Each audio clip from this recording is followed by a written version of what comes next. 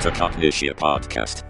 Hello everyone and welcome back to the Cognitia Podcast. Every week we discuss something new and interesting from emerging digital technologies, hoping to inspire our listeners to learn something new and advance in their careers. Every week we also receive all your amazing feedbacks and suggestions, which drives us to keep going and bring you one more interesting episode after another. So, thank you to all our awesome listeners all over the world. You know how sometimes tech companies make announcements that sound like they are straight out of a sci-fi movie? Well, OpenAI just did exactly that. They recently announced they are going to develop Superintelligence in 2025. Yes, you heard that right.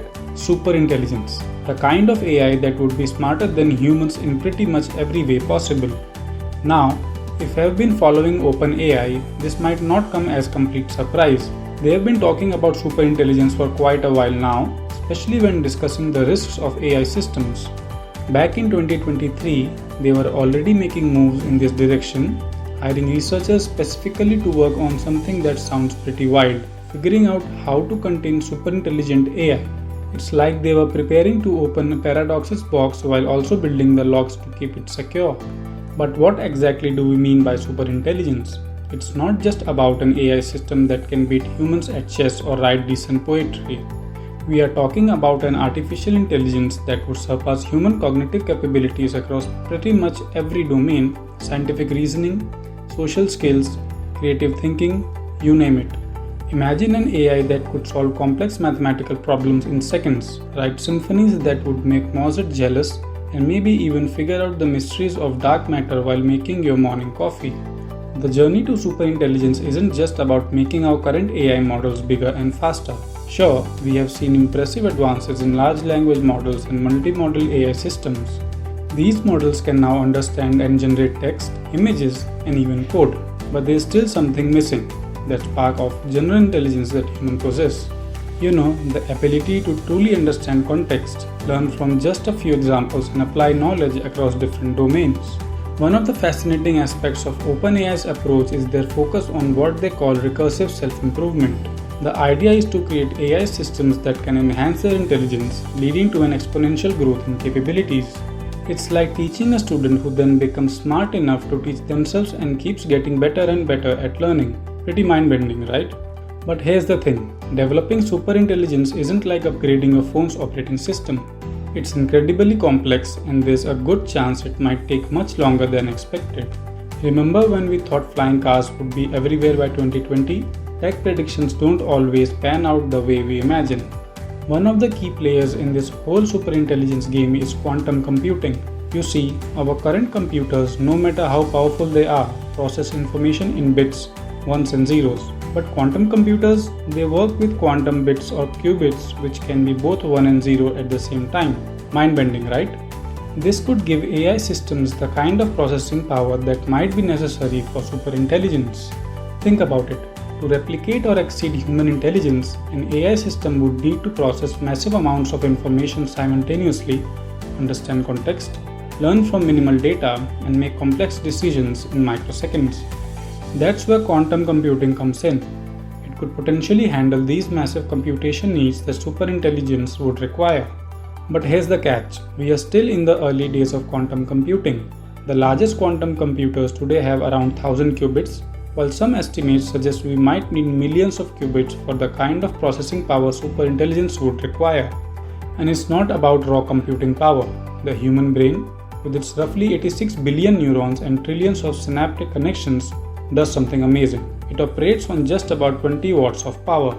That's less energy than a typical light bulb. Current AI systems, on the other hand, need massive data centers consuming megawatts of power. Creating superintelligent AI that's anywhere near as energy efficient as the human brain, that's another huge challenge we need to track. Then there's the question of training data. Current AI models need enormous amount of data to learn even relative simple tasks. But superintelligence would need to understand the world in a much deeper way. It would need to grasp abstract concepts, understand cause and effect, and maybe even develop something akin to common sense, something that current AI systems notably lack. OpenAI's announcement has also sparked interesting discussions about AI safety and ethics. How do we ensure that a superintelligent system remains aligned with human values? How do we even define what those values are? given how diverse human societies and cultures are. These aren't just technical challenges, they are philosophical and ethical questions that we need to grapple with. Some experts have suggested implementing what they call tripwires, predetermined conditions that would shut down or limit an AI system if it starts behaving in unexpected ways. Others talk about building in fundamental constraints like Asimov's 3 laws of robotics. But when you are dealing with a system that's potentially smarter than humans in every way, how can you be sure these safeguards would work? Now, before you start worrying about Terminator-style scenarios where superintelligent AI takes over the world, take a deep breath. Despite what Hollywood might have you believe, superintelligence doesn't automatically mean a robot uprising. In fact, it could be quite the opposite. Imagine having an intelligence that could help us solve climate change, cure diseases, or figure out how to make sustainable energy accessible to everyone. The key lies in how we develop and implement it. OpenAI's approach has always been about developing AI that aligns with human values.